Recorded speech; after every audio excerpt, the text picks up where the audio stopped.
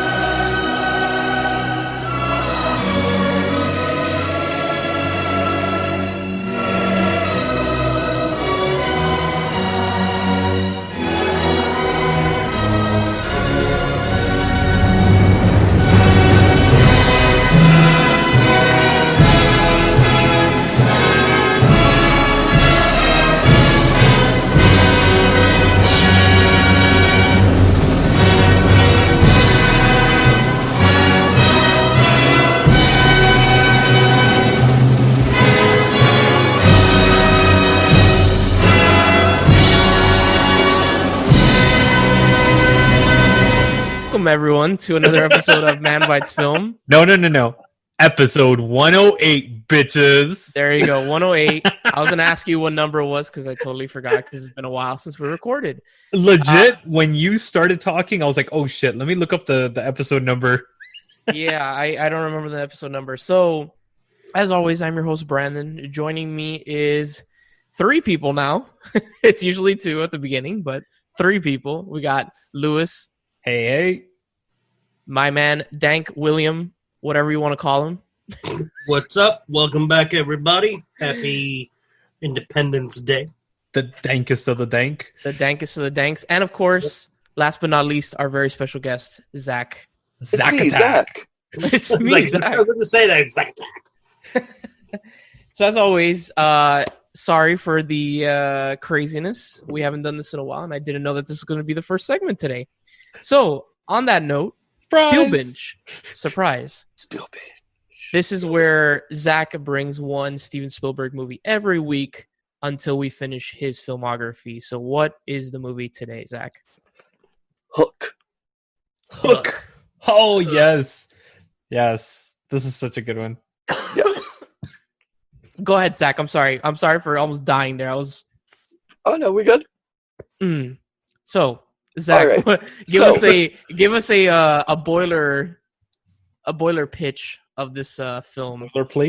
Boilerplate. Thank you. That's the word. I can't speak English today. So, Hook centers on Robin Williams as a grown-up Peter Pan who has forgotten all of his adventures from childhood and settled into boring adulthood when Captain Hook, played by Dustin Hoffman, on a quest for revenge, kidnaps his 2 adorable little children.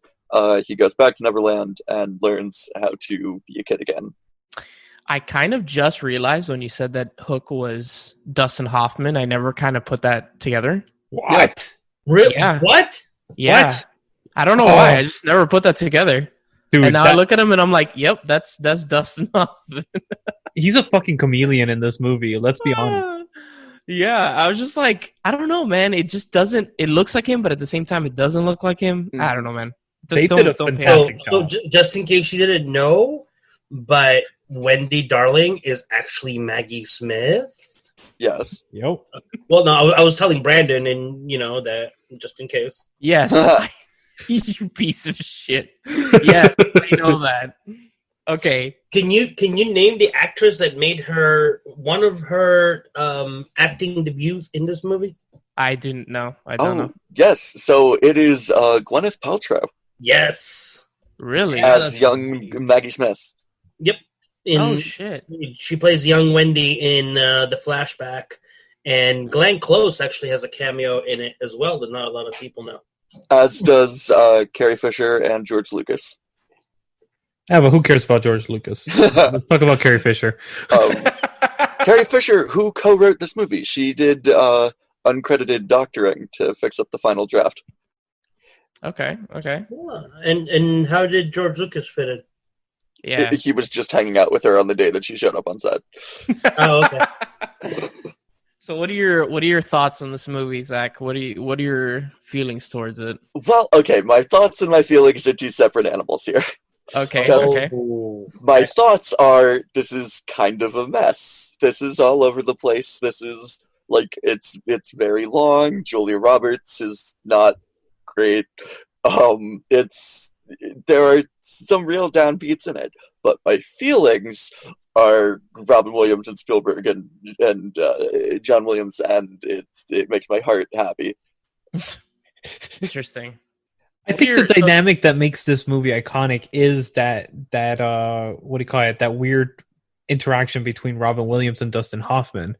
That's what makes this movie, is those moments, and also the fact that Robin Williams is finding himself as Peter Pan. I think that's what makes this movie interesting more than anything else. To me, it's more a testament to like Robin Williams' versatility of like his ability to show an arc in a character that could have been a stereotype, and his playing off of these little kids, the Lost Boys in Neverland, and he just goes for it, man. He breaks my heart. He's so beautiful in this movie.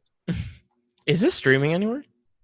I believe it's on Netflix, actually. Yeah. Is it? Okay. Funny enough, because I'm here on Google, like looking up, like, is it streaming anywhere? And it literally it doesn't say anywhere. Netflix, ironically. No, it says Vudu, Amazon Prime, YouTube, and Google Play. Yeah, it's weird that they don't. Did they just take it off Netflix? It was on Netflix for the longest time. They might have taken it off. Holy shit! This movie's 2.5 hours. This movie is aggressively long, and it does not need to be. On Netflix. Jesus. Yeah. Honestly, it's been a while since I've watched this movie. It's been a very long time.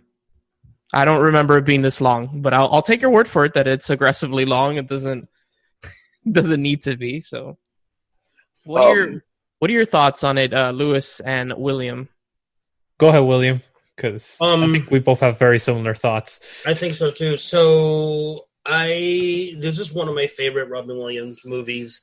It's actually the first movie I saw with Robin Williams. So, like, right off the bat, like, when I went to go see this movie, I went to see it in movie theaters. And the only actor that I really knew, I had heard of Robin Williams, but the only one that I really knew was Dustin Hoffman, ironically enough. And I came out, like, this movie stayed with me, like, for so long, because this was such a different take on Peter Pan that, you know, this was, like, also, like, one of the first movies that I saw, which, like, I knew Peter Pan as the Walt Disney Peter Pan. You know, like, the little boy that flew, all dressed in green and everything. And here's, like, a live action, and there's all these characters that are recognized, but they're so different as well. And I also love how they incorporated the crocodile at the end, you know, which was amazing. And it literally, like, it was instant love with this movie. Yeah, it does seem a little long. And having rewatched it many times since then, Julia Roberts does feel a little miscast, I would say. Like, she kind of, like, I don't know, feels like she got the role and she took the role, but maybe it wasn't the role that she actually wanted. So she's like, whatever, I'll just do... Yeah, well, she was the late edition. It was kind of a cash-in. She was the highest grossing at the time, so... Yeah. I'm sure this was a studio pick that they made the... what do you call it? Spielberg actually choose her for the cast to be able to fund the movie. I'm pretty sure that's where that came from, honestly. Yeah, it may very well have been there, but like she definitely, like, this is what, 1991, so she rotary phoned it in. Rotary phoned it in. And but I absolutely love this movie. I think this is one of those movies that I will never say no if somebody was like, do you want to watch Hook? Absolutely. And the dinner scene, the Bangarang, and the Rufio, like, we're going to conventions 30 years after this movie came out, and at least one guy is dressed as Rufio running around, and it's like, it's, you know, it's an iconic movie that people are still cosplaying it years later, and you recognize it. Like, even if you haven't seen the movie, you know who this character is. And the whole, like, falling, like, the whole family and finding himself and everything. Like, there's really nothing bad other than, like, the Julia Roberts thing. I really don't think there's anything bad about this movie, from, like, the movie, the sets, the costumes, maybe the dialogue, but just, like, the connection and like, you go back now and you see all the Easter eggs and the connections to the original storyline and everything. For me, this is a 10 out of 10, easily. Jesus. Yeah, there's like I said, and it's funny because this morning I got tagged in one of those Facebook things that's like one movie a day, post, just a screenshot of movies that had an impact on you. This was one of the first 3 movies that I went looking for the screenshot because I'm like, that's on my top 3 list. So Yeah. Interesting. I will definitely agree with William on most of those points. I think that this movie is one of those movies that transcend childhood films into adulthood, and this was my top 10 for a very long time as a kid, and still maintains itself in the top 50 for me. Really? Fucking love this movie. This, from beginning to end, I never knew it was 2 hours and 30 minutes because I never felt it. I always felt that this was like an hour long at the most, hour and a half type of thing, a normal movie, 90 minutes. Mm-hmm. And I love the pacing in this film. I love the score. I love the acting on all parts. This is one of those, like, iconic moments for me, honestly. Like, I fucking love the interaction and the way that Peter Pan is actually personified by Robin Williams, and given the character of a father, that it connects with children and with adults that have either helped raise or raised children. And I think that's an amazing movie when you're able to do that. And Spielberg usually does that pretty fucking well. And this is no exception. I do think a bit of the difference between where I'm sitting and you guys is a generational thing. I am considerably younger than you guys, and so I only saw this as an adult. Yeah. I didn't have this in my childhood. I didn't grow up with this movie, whereas you guys saw it in a theater. You grew up in an introduction to Robin Williams, or at least Spielberg. So I don't really carry as much of the, like, childhood into adult kind of experience with this movie that you guys do. That's very true. Yeah. But I mean, we do have to nostalgia. talk. Yeah, if we're gonna talk about this movie being wonderful, we gotta talk about the "I knew that was you, Peter" scene, because that's just beautiful. Oh my god, there's so many moments. He's Peter. For those of you who have not seen it or haven't seen it in a while, adult Peter Pan is he's in Neverland. The Lost Boys don't believe that it's him, and finally, the leader of the Lost Boys draws a line and says, "Everybody doesn't believe him, cross over here." And there's one little boy who stays behind, and he sits down with Robin Williams, and he starts pushing the wrinkles out of his face, and he smiles at him and takes off his glasses and says, "Oh, there you are, Peter." And it is the sweetest thing. The music comes in. It is such a beautiful moment of film. It really is. It's the best moment in the film to me. I forgot Phil Collins makes a cameo as well at the beginning of the movie. Because this movie's insane. Like, I'm going down the list, and I'm like, yeah, there's a lot of people whose names I don't recognize, but I'm like, wait, yeah, definitely he was in there. Like, there's so many, which at the time, again, growing up in Europe, I didn't know who half these people were. Like, I had no idea who Maggie Smith was. No idea who she was. Like, I knew her from Secret Garden, dude. Harry Potter, and I'm like, oh, look. It's Professor McGonagall. That movie's such a banger. I love Secret Garden. Sorry. Yeah. That's such a good one. I also didn't like it as much, but I definitely enjoyed Finding Neverland because, again, I like how a story came to be, and then again you see more. I'm an Easter egg whore. Oh yeah. Same. So I definitely love watching movies where I'm like, oh wait, like even Finding Mr. Banks was another. I never knew that I never knew I would find such enjoyment when William would call himself a whore. Oh man, that's too good. Now, if I may make a brief sojourn, if I will, go ahead. So I have been keeping myself and my brother occupied during this quarantine with a game called How Much Is This Person on Cameo? So if I may talk about the actor who played Rufio, Dante Basco, let's all go around and take a guess of how much is a cameo for him. For those of you who don't know, Cameo is a website where you can buy a little sliver video from a celebrity. Okay. And, yeah. So I've How much is his time worth? I've never actually bought a cameo. So like on average, how much is a cameo? They vary wildly. Yeah. Really, and they set their own prices. Oh, fuck. I would say Rufio probably 120. 120. Okay. Go ahead, William. He's still banking on hook money, and he's really not that well known. I'm gonna go 75, 80, like that kind of. I'm gonna go a ridiculous ass price because why not? $250. And William gets it closest without going over. Price is Right rules. It is 75. Nice. And that concludes this round of How Much Is That Person on Cameo, the game that's sweeping the nation. Cameo has like people that like the Wayne brothers go for like almost $1,000. You can get the entire Insane Clown Posse. Yeah. What? Yeah. Yo, IPC. Bro, just call me a juggalo, and I'm in, Wait, bro. are you a juggalo? No, I am not at all. I'm just saying. Magnets, though. How did they work? IPC, bro. So on that, before we end this segment, what you haven't given it a rating, Zach? So what would you give Hook? For me, it's probably about a 7. 7. Wow. 7. Okay. I'm not gonna say shit. It's been too long, so I literally would not bring anything to this conversation. But next week's movie, I will definitely have something to say about that one. Ooh. What's next Ooh. week? Yo, ICP goes for $350. Holy Yeah, right? Well, they're in the Goddamn. makeup. Oh, that's true. And you spoiled the game. We could have had another round of guessing how much is the Insane Clown Posse. because there's like 3,000 people on Cameo now. It's called that one round.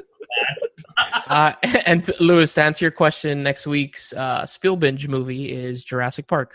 Oh. Current box office topper, Jurassic Park. Yeah, so Because I think the world is insane. all 4 of us definitely have something to say about that movie. Oh, yes. If we were doing this on video, I would so do it as Fat Thor. I would do the entire show as Fat Thor. On that note, Thor or what do you call it? What's his face? Hammond. Oh, sorry, Dr. Hammond. I don't know why. Yeah, my bad. I was like, Fat Thor? What does that have to do with it? No, I knew what was coming. I've seen your cosplay. I was playing Words with Friends, and I was trying to play Thor, which, spoiler alert, does not allow you to play Thor. But yeah, no, I would definitely do it as Hammond with like my dinosaurs next to me. so That is how we met. You were dressed as Hammond. oh my god, really? Yes.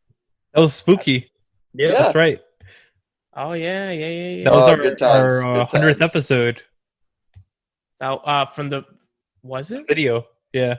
Yeah. It was. The YouTube days. Yes. YouTube days. The YouTube days. Fuck those days. No, I'm kidding. On that note, stay tuned at this quick break when we come at you live with the main segment of our show, the main review, Bad Boys 2. Bye, everybody. Welcome to an exploration of sight and mind, a travel through the world of films and the artists that bring you these masterpieces. Do you love films, directors, actors, cinematographers, editors, composers, or any of the hundreds of artists that bring you these feats of art? I am Luislacau, your host into the world of films, your guide to Man Bites Retro.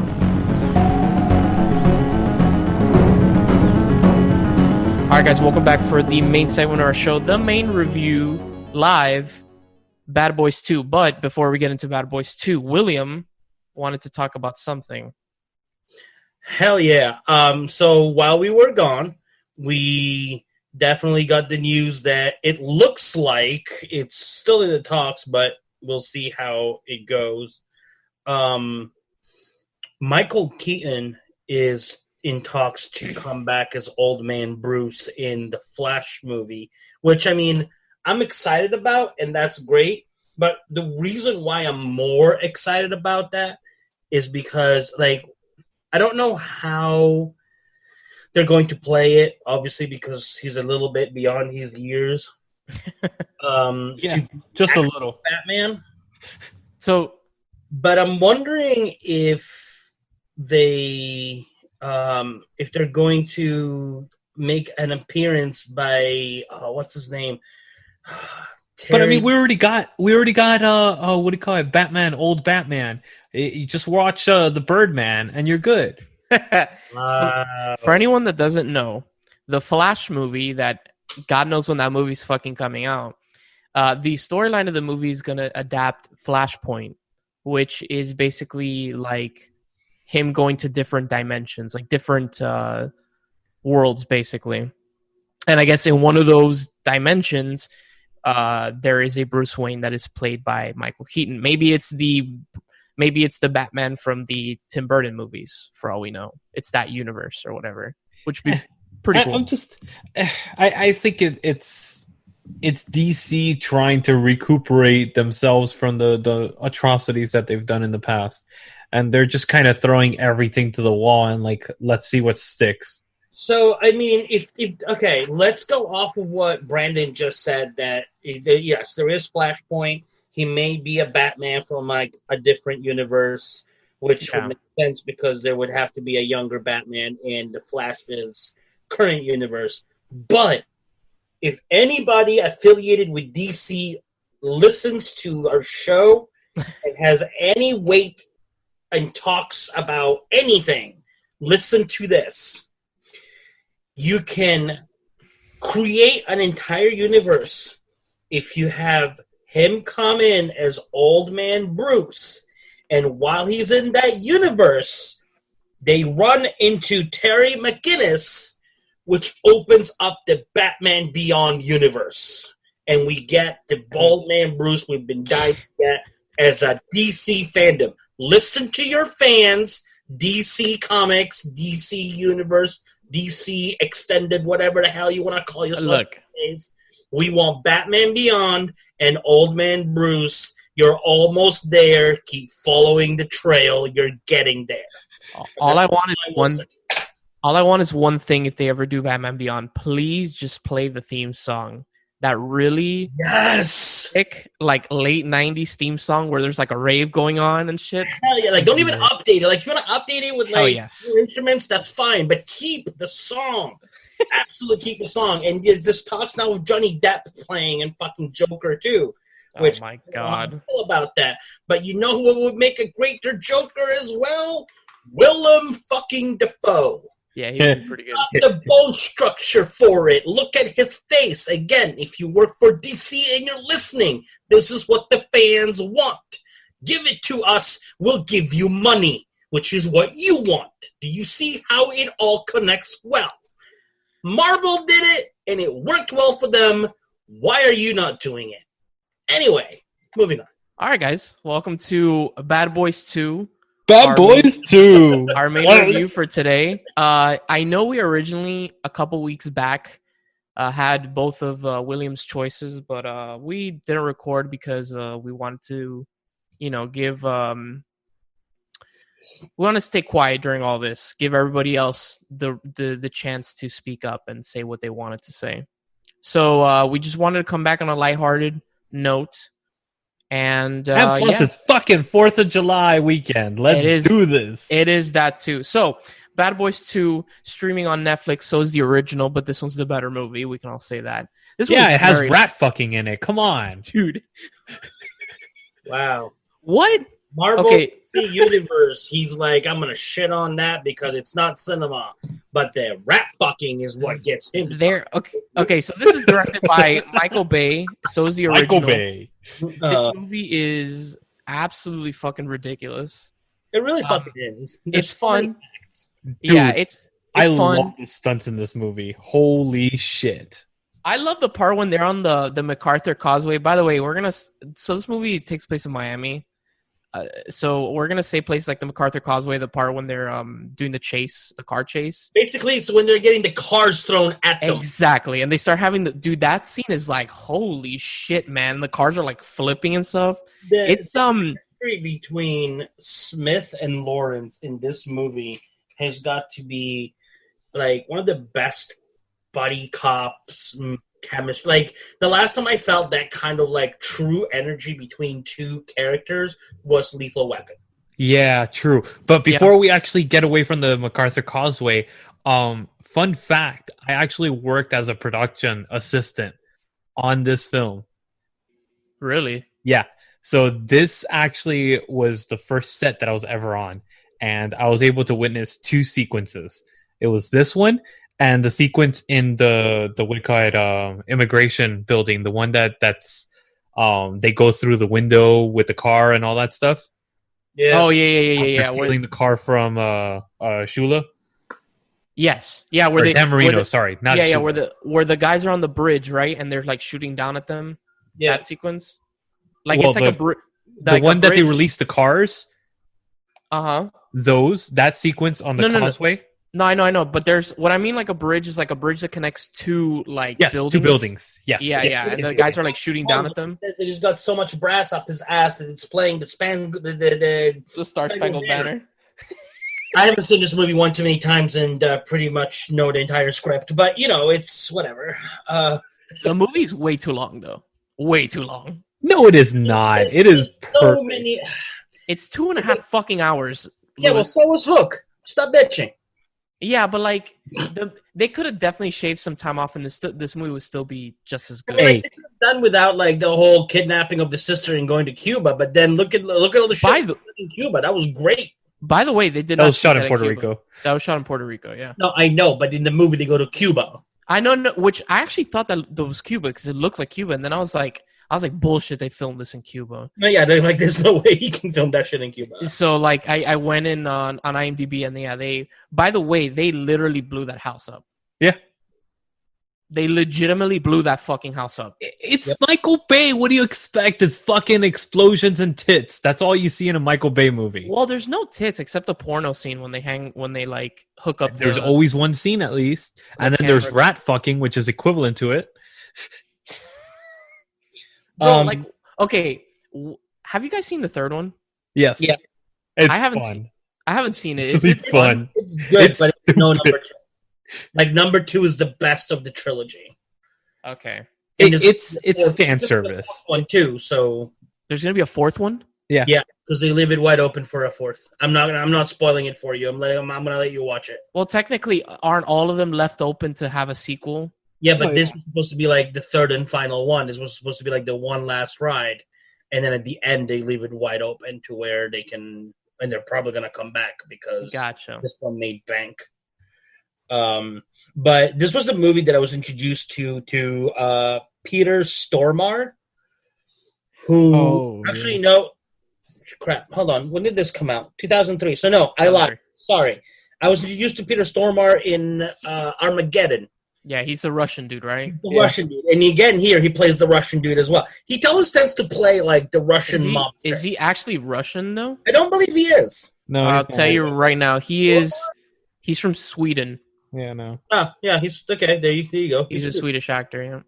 But I love how, like, even in this movie, there are, if you pay attention or if you know your stuff, your actors, there's definitely some good cameos. Like, my favorite one was Henry Rollins. Yes, I was just about to bring him up. Yes, it was great.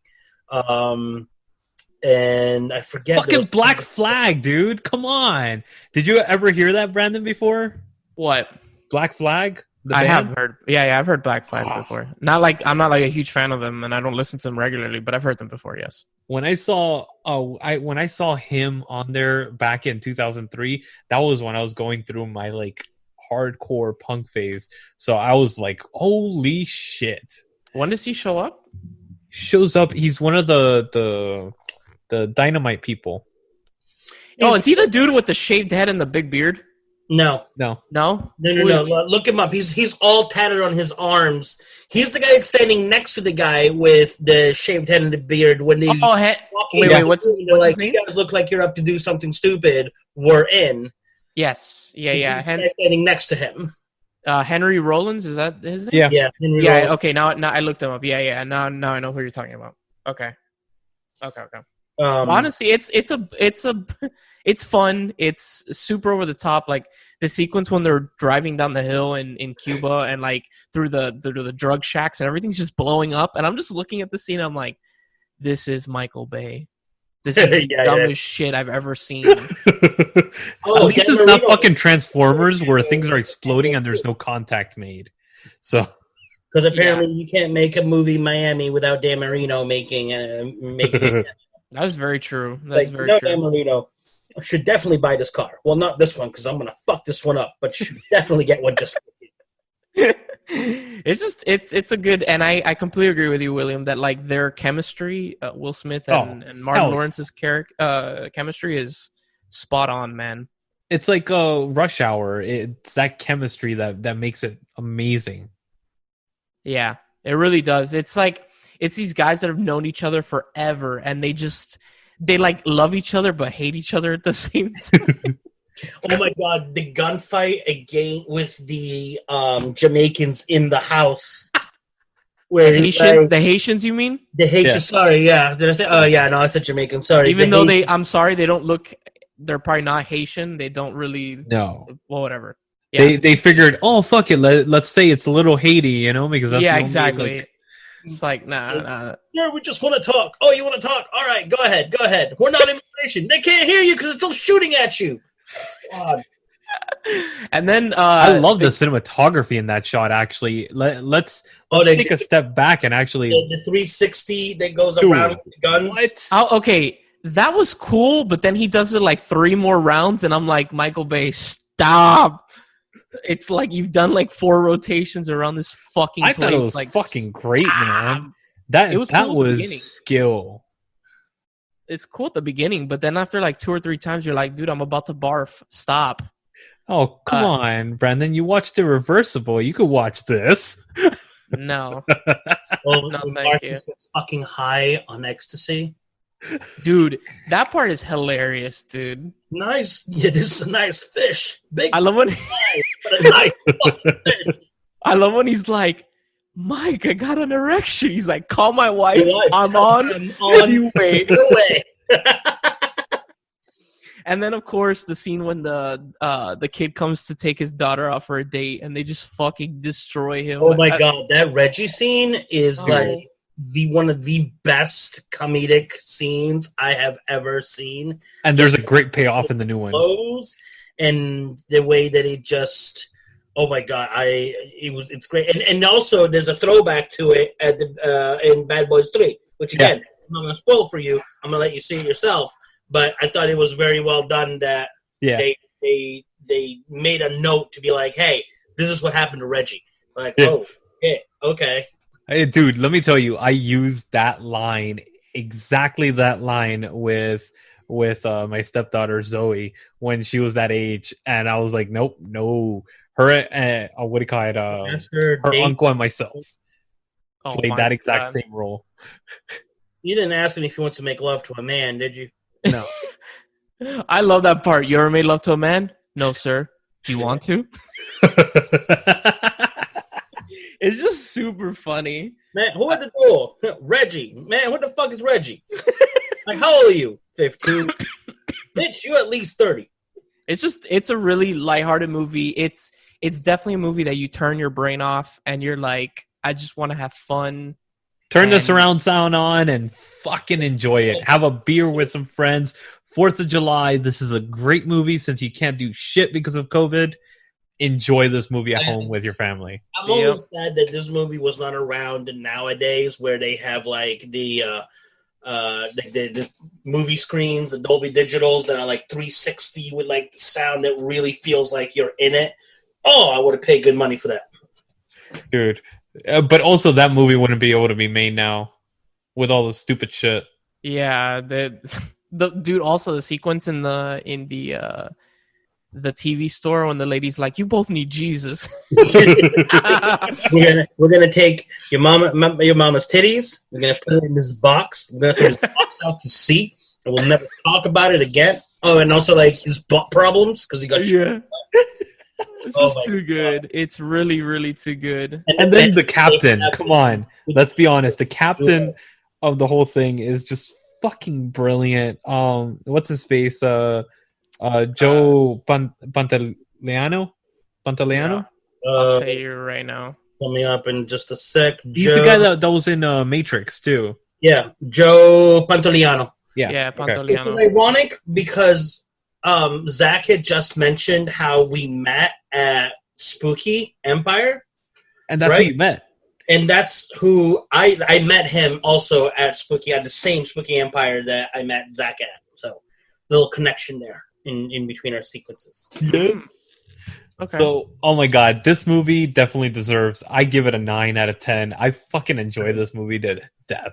I've watched this I don't know how many times. I quote lines from it. I love this movie. It's fun. It's stupid.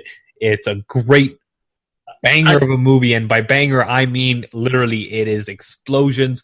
It's fucking what you think of when you think of 4th of July. This is what I think of immediately, and I definitely agree with all three of you that we should have done this one for sure. Yeah.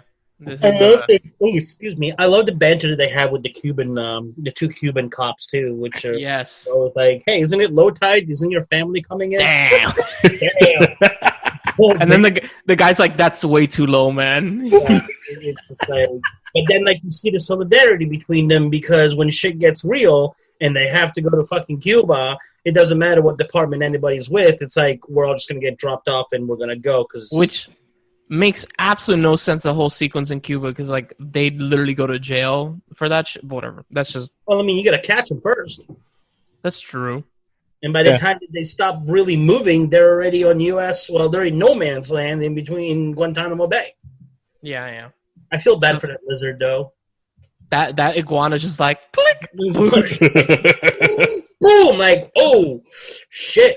Okay, I'm telling you, man, PETA would have been on their ass between the rats and the lizards. Jeez. Oh yeah, but they weren't real though. Yeah, I'm pretty sure they didn't kill fucking real iguana. Honestly, I don't know. The rats do not look real, especially the ones that are fucking. I promise you. Fuck just like us. I think if you look at the end of the movie, it says that no animals were harmed in the making of this film. No, but it's just funny. Oh my god, dude, there's a funny story with the iguana. We went down to visit in Miami, right? And Naomi and I were hanging out on one of these like pier things, right? And this iguana was literally climbing up the pier, and she freaked the fuck out. That is the most ungodly looking fucking thing ever. Hey, it's like that shit that happened like in December. It got so cold down here that they were like, "Yo, iguanas might fall from trees." That, by the way, that's literally a thing. I'm not joking around. Well, William, have you ever seen like a proper iguana? Those crazy looking ones? Yeah.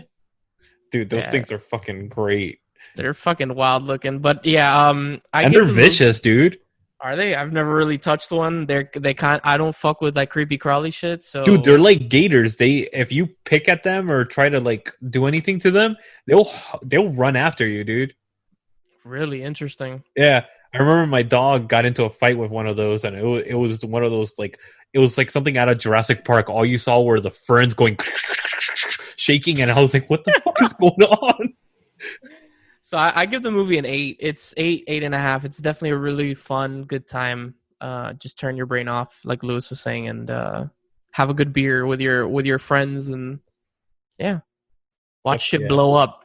Yeah. So William, what do you give it?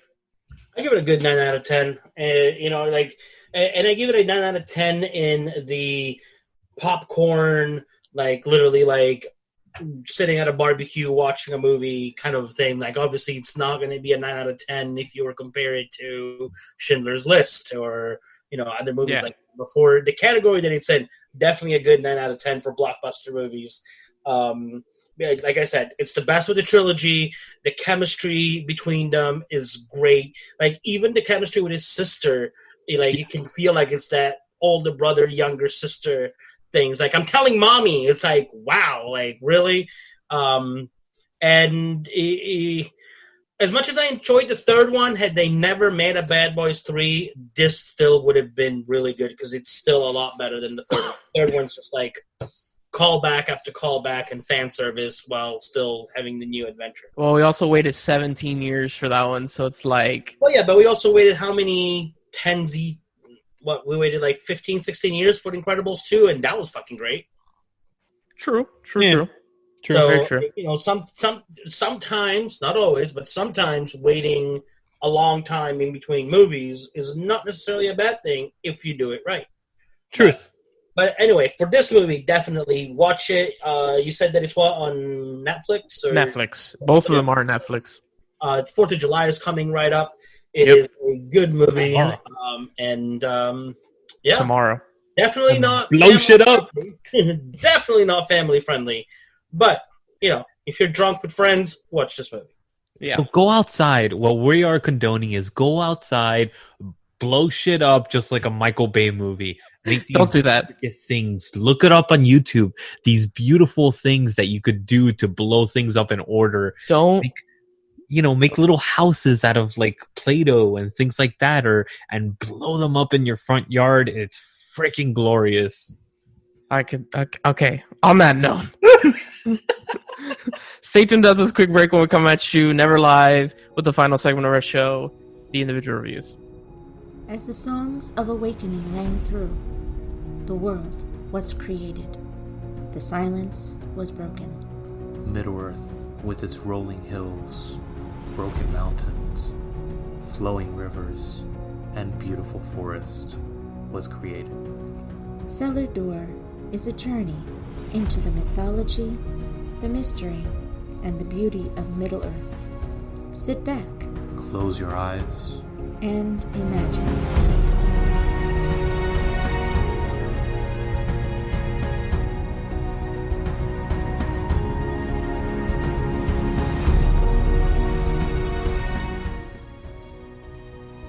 All right, guys, welcome back for the final segment of our show, Never Live, the individual reviews. Lewis is going to be going first.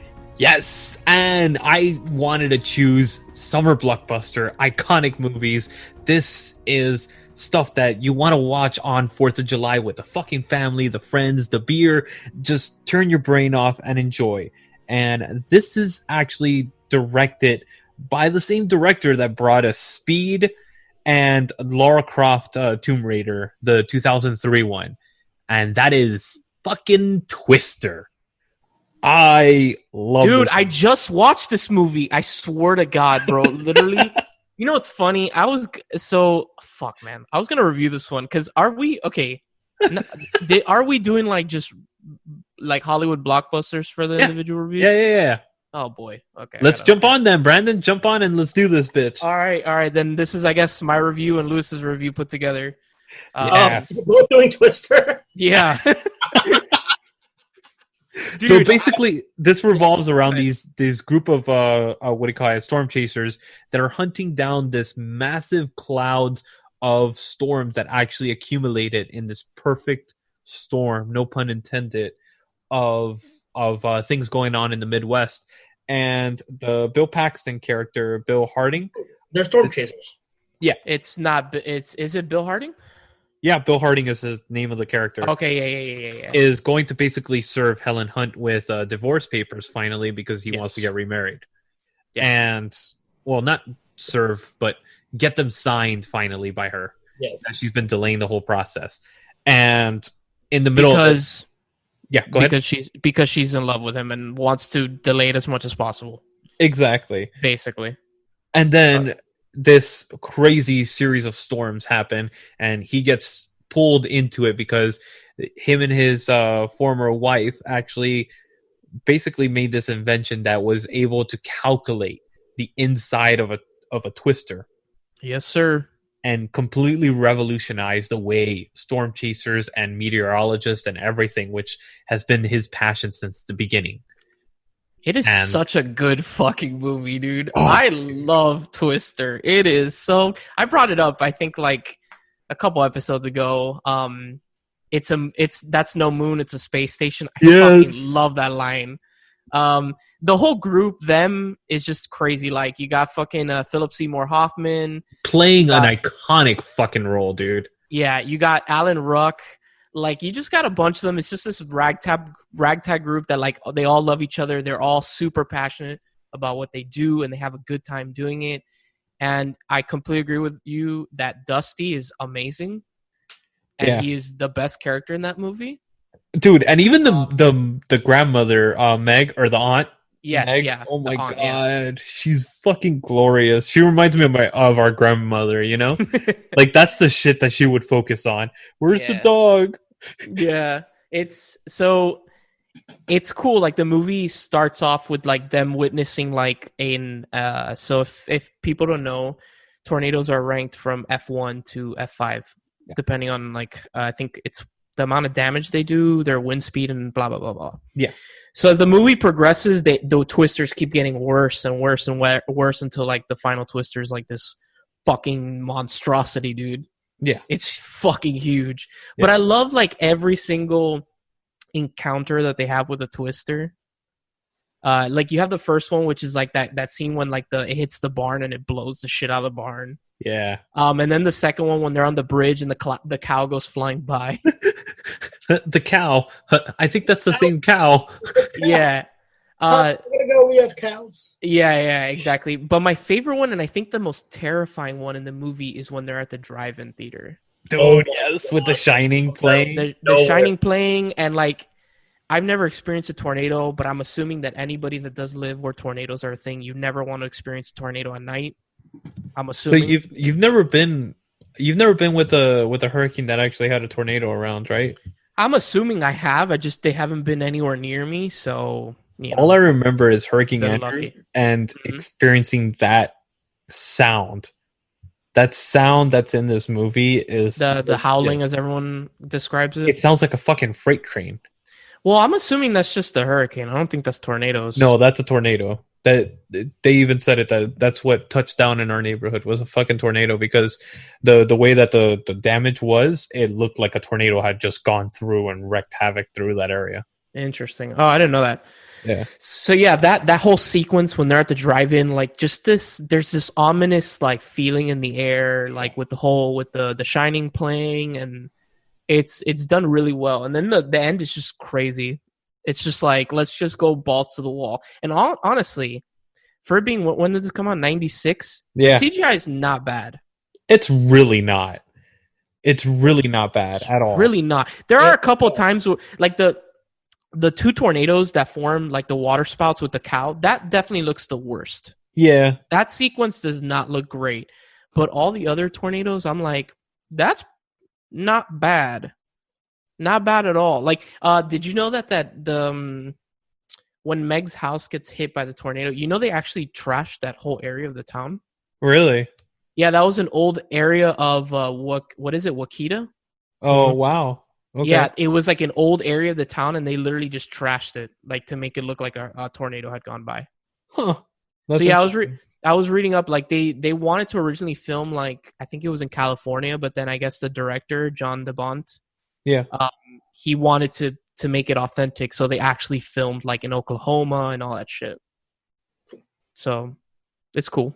Huh. What are your thoughts on it, Lewis? You haven't really said much. I honestly sorry for taking it away from me. I love this movie. Like, it's just fun from the beginning to the end. It has this kind of weird romantic comedy twist into the middle of it, and it's kind of not necessary, but if you take that out, this is a close to perfect movie. The way that it plays out, you take out that weird kind of romantic hitch that they try to tack onto it with Bill Paxton and Helen Hunt. I think that's the weakest part of this movie, is that romantic connection, because there is no chemistry whatsoever between the two of them. Yeah, you think so? And now, like, Universal's talking about making a new Twister, making a new one. And I'm like, please don't. I was pissed when they took the ride out of the Universal. ride out.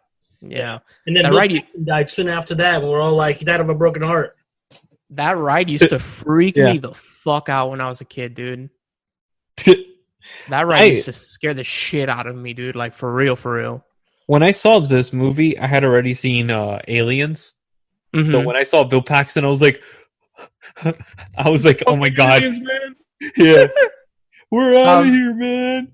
I love this movie because I grew up with this movie. This movie came out when I wasn't even 5. I remember owning this movie on VHS, and I would play it a lot. Yeah, I really liked this movie. I don't know why. I just thought the tornadoes looked cool. And it's just a fun movie. It's definitely another movie like Bad Boys, where you just kind of turn your brain off, and it's kind of like just a fun, adventure disaster movie. it's very much like Speed and like Yeah, a exactly. Lara Croft. It's action. It's high action, high octane. It's nonstop. Literally, from the moment that you pick up on this film, within the first 10 minutes, you're going on a roller coaster ride. No pun intended. Through this fucking crazy adventure that they're doing in the film, and it is great. It is well done. The characters are iconic. And if anybody hasn't seen this, please go out and watch this. It's on Netflix, and it is so much fun, and it is well worth your time, honestly. Gary Busey's son is in the movie too. Jake Busey. Really? Yeah. As Jake? I think he's on. It says he's a mobile. Miller's side. Okay, he's a mobile lab technician. That's what it says. That's why I'm thinking that he's on. He's part of the Miller crew. Yeah, he is. He's not part of the main crew. That's for sure. Jonas is a piece of shit. That guy's Carrie such Hughes. Oh my god! But honestly, I love this movie, and I think there's some nostalgia. I have nostalgic glasses for this game, for this movie. Sorry, not this game. For this game. I love this movie. I give it like a 9.5. I adore this movie, but again, take it as a grain of salt because I do have like nostalgia glasses on. Yeah, and my only reason for dropping this score on this one down to an 8 is because of that weird chemistry between Helen Hunt and Bill Paxton that I don't like. Bill Paxton is not. He doesn't fit. He never used to fit that romantic character role. Mm-hmm. Every time they tried to do it, it fell flat, and he never was able to find his footing in those movies ever. And that side always fails when he tries to do it. So when he tried to do it, and this is definitely one of my favorites of his filmography. So funny that you picked this movie because I was like, what is the chances that any of these fuckers are gonna pick Twister? And here we are. That's why I chose it too. I was like, oh, nobody's gonna pick this. You should know I love this movie. Didn't you? Okay, we grew up together. You don't remember me playing this movie a lot? No, I don't. Really? Interesting, because I remember vividly having this on VHS and watching it a lot at our grandmother's house. Like a lot. Like very frequently. This and Independence Day. I remember Independence Day, yeah. God, I love that movie. Yeah. It's so sad that shit is not streaming anywhere. But whatever. So, William, what is your review to round out the show? He's like, he's like, I'm gonna review Independence Day. Fuck it, even though it's not streaming on any. I was so mad when I found out it was not streaming anywhere. I'm like, fuck, that'd be great. It's one of my favorites. Like, again, like popcorn action kind of movies. But I found another one that I actually really like, and I mean it's 20 years old, so nostalgia is really in. It had a budget of $110 million. Holy shit! And I mean it's not obviously historically accurate, but it makes for a good story. It made for a good movie. It's got an amazing cast: Mel Gibson, Heath Ledger, Jason Isaacs, Chris Cooper. Oh. Yeah, that gives it away. Yeah, for a second I was like, what is he reviewing? Then I'm like, oh, what's that? Yeah, I'm going with The Patriot. Patriot? It is a 2-hour and 45-minute movie, so it's it feels like it. Talked about so far. It's that long? Yeah. Wow. Oh, and it's also it's directed by Roland Emmerich. I didn't know that. Yep. Mm-hmm. Oh. Funny as fuck. I just watched a Roland Emmerich movie. I don't know why. I watched 2012. I don't know why I put myself through that shit, but I was like, I want to watch just a dumb. It was like the real 2012. I was like, I just want to watch a dumbass movie, and then I saw 2012, and I was like, nah, I'll watch this. I mean, you watch a dumbass movie, you could have watched Lord of the Rings. So, okay, William, what's your review on The Patriot? So the movie is about basically this American farmer played by Mel Gibson. It takes place during the Revolutionary War because they're fighting the English. And basically the English come and they burn down his farm. And in the midst of arguing with them, the Englishman, played by Jason Isaac, ends up killing one of Mel Gibson's kids. So he basically, and then they take his oldest son, played by Heath Ledger, prisoner. So he takes his other kids and basically ambushes them. And ambushes. Wow. He creates an ambush.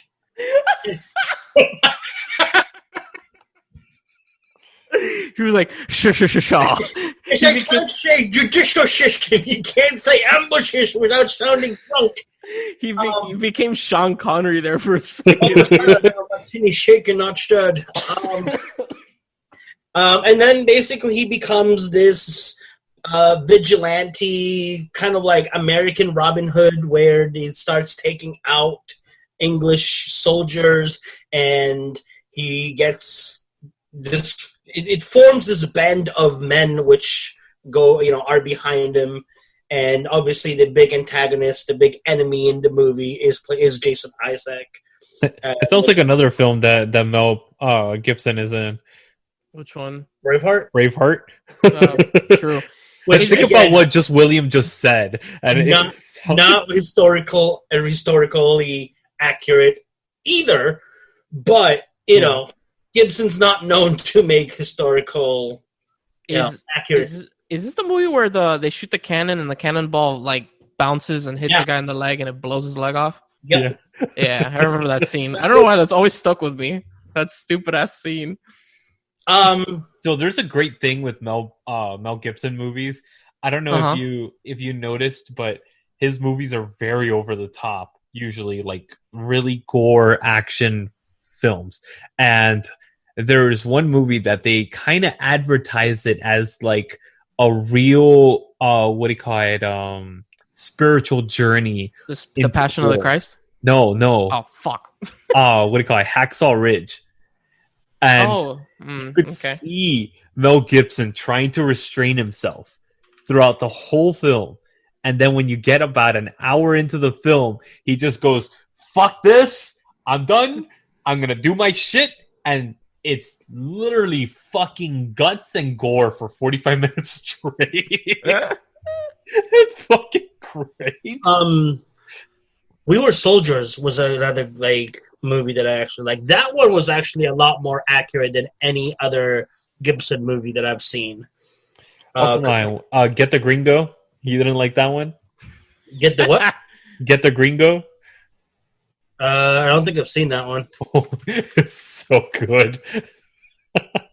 I'll take your word for it. I've never seen it, but I'm looking at the promo art, and it's just like Mel Gibson looking like a poppy with his shirt open and a gun in his hand, looking like he's about to fuck some shit up, dude.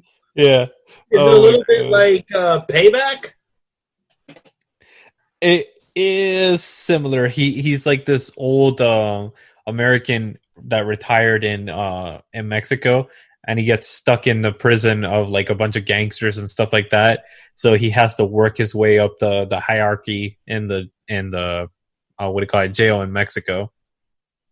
I feel like he does movies like that because he's been wanting to do a Lethal Weapon, but nobody's really been asking for one. So he does movies like this to try and reprise that role just a little bit differently and still have craziness to him. But back to The Patriot. It's an enjoyable movie. It's definitely, like I said, not historically accurate, but it is fun. It's taken during the Revolutionary War, which, with 4th of July being around the corner and Independence Day not streaming anywhere, I decided to go with this.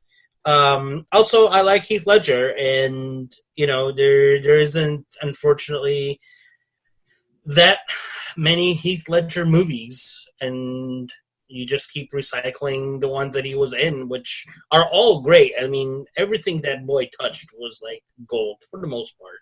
But it is definitely very, very enjoyable. You can feel the disdain between him and Isaacs as like, oh, for sure. You can't wait for him to die, and then you wonder for a long time, when I first watched this movie, I thought that he was going to die and Heath Ledger was going to avenge both his brother and his father. But it's been 20 years. Fuck off. But it was definitely like when the moment happens and you don't see coming. You're like, oh my god, because you never thought that person would die in such a big blockbuster movie. But so I'm curious to know which Heath Ledger movies are not good. Hang on, I gotta do. I'm not saying that they're not good. It's just like some of them I feel like we're definitely a lot. The only one I could think of that I didn't enjoy was Casanova. That's it. Casanova was definitely on the fence as far as movie. I'm not there. And Candy were definitely two movies that I was just kind of like very not Heath Ledger, but still I loved him in Not There. I'm not there. Lords of Dogtown was another one which was very outside of his, like how we are used to seeing Ledger, although it was still a good movie. Let's see, Imagineering of Dr. Parnassus was a great movie. I did a term paper on that movie, and actually I got an A in it, which I was like, holy crap, because I thoroughly enjoyed it. So that movie will always have a nice place in my heart. Dark Knight, Brokeback Mountain, Brothers Grimm. That was great. That was Nat Kelly was decent. The Order was okay. Four Feathers, Monsters Ball was good. Knight's Tale was beautiful. 10 Things I Hate About You. I'm not even gonna touch because that's just like top 3 Ledger movies for me. Yeah. Two Hands was one of his first ones. I never saw that movie. Kind of like trying to find himself. And Roar was like I think his first appearance, and that was. But if I remember well, he didn't have like a lead role in it. But it was still like his Australian stuff before he came stateside. And that was a TV series, so yeah. Yeah. So, but it's one of those like. There are certain actors that obviously you never want anybody to pass away early in their lives, but like you can only imagine what they could have done. Can you imagine had he been in Game of Thrones? Like had he been don't steal him for Game of Thrones after Knight's Tale, he'd be perfect. No, I'm sorry. Oh my god, him as the actual Jon Snow. That's the thing, though. No, because then that takes away 10 years of this guy's life from doing movies. So that takes away 10 good movies that he could be in, or 5 good movies that he could be in. No, thank you. Give me 5 good movies more than 10 seasons of Game of Thrones. I'm good. Can we go back to the the Patriot? Huh? Patriot.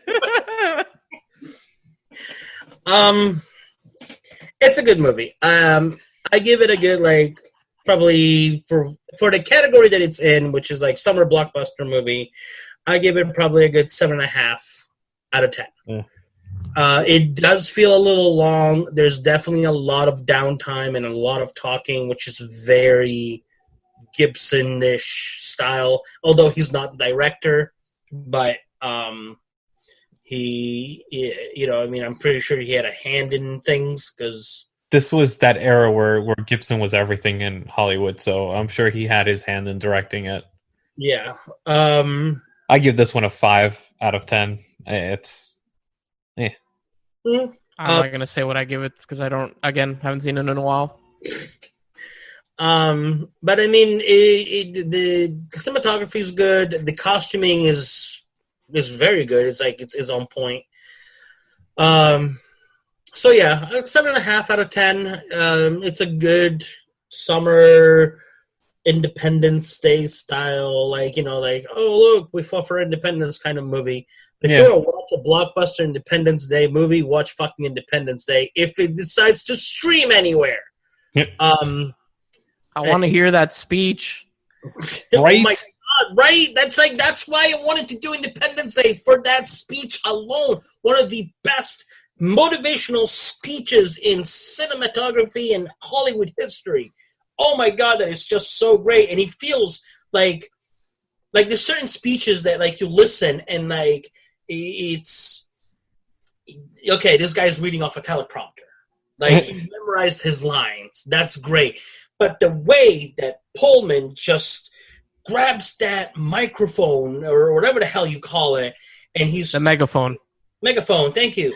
And he's just like, this is what a president would say that is a true leader and that wants to just show that he is one of them. Like, if that movie ever streams anywhere, I don't care if this is the only time we do blockbuster movies, I am doing that movie point blank. You can yell at me after the show. I don't care. It's like Apollo 11. It's like Apollo 13 and Armageddon. All these movies are iconic to Independence Day. Right?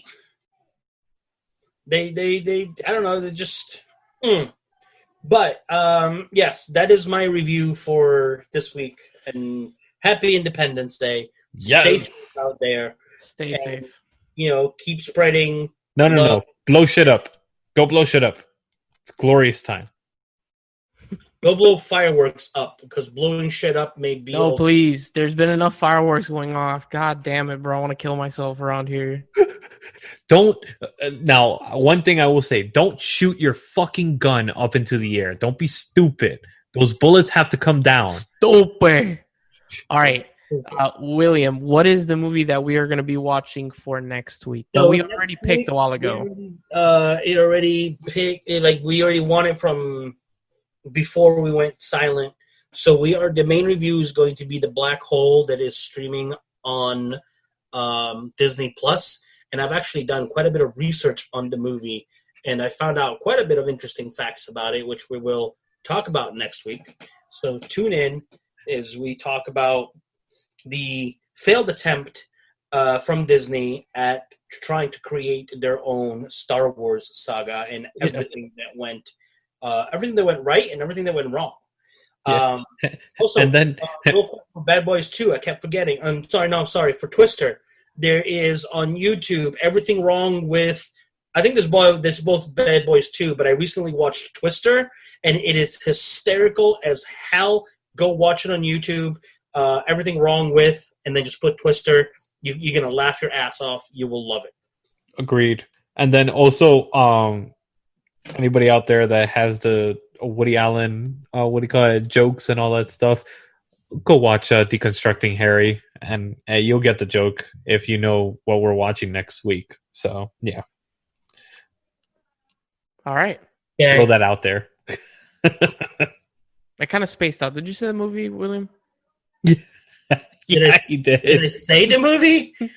I talked about it for like 5 fucking minutes. Oh, there we go. Okay, cool. I just kind of spaced out there for a second. Hey, dude. Our host, ladies and gentlemen, 108 episomes in. It's been like 5 weeks since we... I'm a little rusty. It's been like 5 weeks since we've done an episode, like four or 5 weeks. I'm a little out of it, all right? One thing I wanted to plug before we leave and end the show. I've been streaming a lot. Like a lot. Come A follow lot? me. A lot. Come follow me. I want to get affiliate. Finally? What? Do you have a camera finally? Fuck no. That market is fucked up. I also don't want to buy a really shitty camera. I'd rather wait for the camera that I actually want to be on. No, fair, absolutely. Yeah. And the camera that I want is not expensive. It's a really good like entry level camera, and it's just they're either sold out or people are selling it for double or triple the price. So I'd rather just wait. But I'm so close to affiliate, which means people can start donating to me and subbing to me. So please, all I need is explain what subbing to you means, because my version of subbing to something is probably a lot fucking different than what the gamer version is. Okay, so on Twitch you can sub to somebody. There's 3 tiers. There's a tier 1 sub, a tier 2, and a tier 3. I think they switched too. Basically, you get emotes from subscribing. So the first tier is 5, second tier is 10, and third tier is 15. It means nothing. It's just you wanna support the person more. But there's also this cool thing that if you link if you have Amazon Prime and you link it to your Twitch account, you get 1 free subscription every month. Use it on me. But I need 12 more followers. I need to get to 50. Once I get to 50, I can get affiliate. And then you lovely peeps that are listening and you two lovely gentlemen can go and subscribe to me. Shoot me your link. I'll post it on my Facebook and I'll post it on my cosplay page as well. Oh, you are a beautiful human being. I was going to start using our Facebook, but we agreed that we weren't going to be posting until July 1st, which is tomorrow, when we're recording this. So, but yeah, I've been streaming a lot. I just finished The Last of Us Part 2. I stream usually weeknights, sometimes on the weekends, usually starting around 7:30 to 9. That's usually when I start, and I stream to like 3 or 4 hours. So if any of you lovely peeps want to go to twitch.tv/TotoWiper, TOTOWIPER, I'll be there, and you can have a good time. And for those people that tune in just to listen to my beautiful voice and my segment and notice that it's not here, I am currently working on coming up with a new segment. I feel like the top 10 or the top bucket list was kind of like, it was fun, but it was starting to get a little, so yeah, a little stale, we can say it. So I'm currently working on trying to come around and try to do it so I have a few episodes already in under my belt before we start up with the new segment. But stay tuned. More information comes as things develop, and we will keep you informed, and hopefully you'll be pleasantly surprised. Awesome. Yes. So on that note, thank you, William. Absolutely. Thank you. Good to be back. Happy 4th. Stand strong. Exactly. Thank you, Lewis. Thank you, guys. And thank you for listening of my explanation about how Twitch works. I am Branden, and we'll see you guys in the next episode of Manbitesfilm. Cue the drums. Dun, dun, dun, dun, dun. That's another blockbuster right there. There you go. Wait, which blockbuster? Terminator 2. Oh, that's true. Yeah, God, okay, I'm good with songs and shit. That did not sound like the Terminator theme song. It's Come on. From Terminator. Da da da da da da.